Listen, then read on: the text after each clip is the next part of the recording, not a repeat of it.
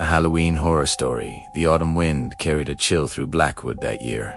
The kind that made people pull their coats tighter and hurry home before dark. But Jake didn't believe in superstitions. He never had. So when his friends suggested sneaking into the Hollow Road mansion on Halloween night, he laughed it off. "It's just an old house," he said confidently. "Come on, where's your sense of adventure?" Maya wasn't so sure. She'd grown up hearing the stories, whispered warnings passed down through generations of Blackwood kids. 13 teenagers had gone into that mansion over the past 30 years. None of them had stayed the same. Some came out, silent, staring at nothing. Others didn't come out at all. But Jake was persuasive, and peer pressure was a powerful thing. So at 11 o'clock on Halloween, the four friends Jake, Maya, Sarah, and Marcus stood before the iron gates of the decaying Victorian mansion, their hearts pounding against their ribs. The gate creaked as they pushed it open. Dead leaves scattered across dead grass. The house loomed above them, its broken windows like hollow eye sockets, staring down into their souls. They shouldn't have come. Maya felt it in her bones, but Jake was already walking toward the front door. Inside, the darkness was absolute.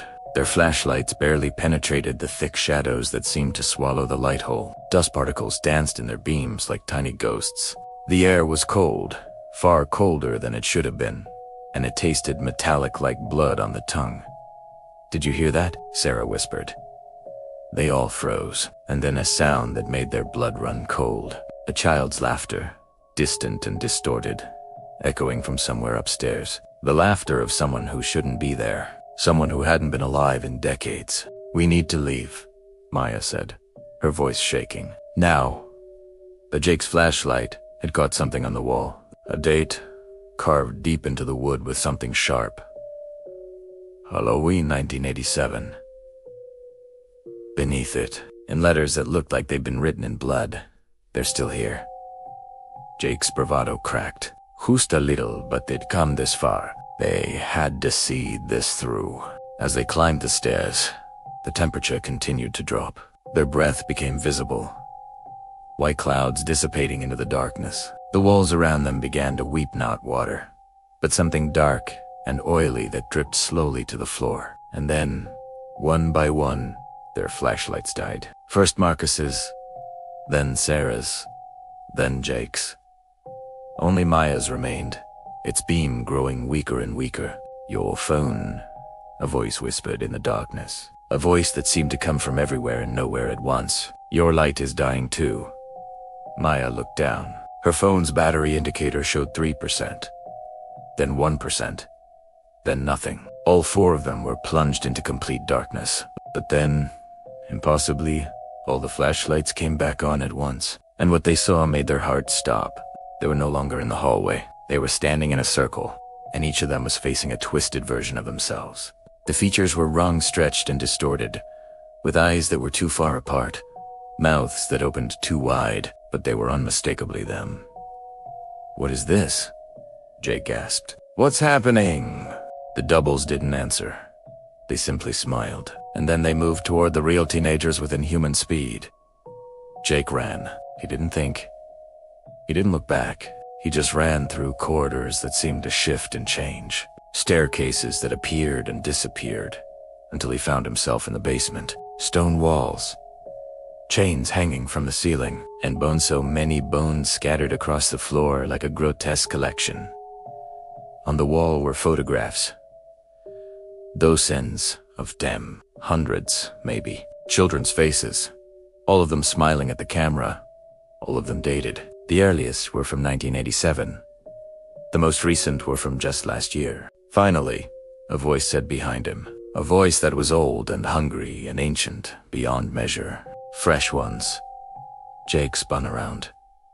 Standing in the doorway were his three friends, but their eyes were completely black, not the pupil and iris, but the entire eye, solid black, like the void itself had taken residence in their skulls, and they were all smiling. "We've been waiting so long," they said in perfect unison.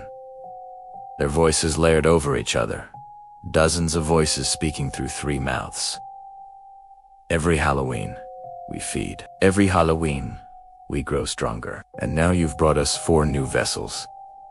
Jake tried to scream, but the sound died in his throat. When the police arrived at the Hollow Road mansion at 12:03 a.m., they found 4 teenagers stumbling out of the front door. All unharmed. All physically perfect. But something was different about them. Something was missing. The officer approached Maya, relief washing over his face.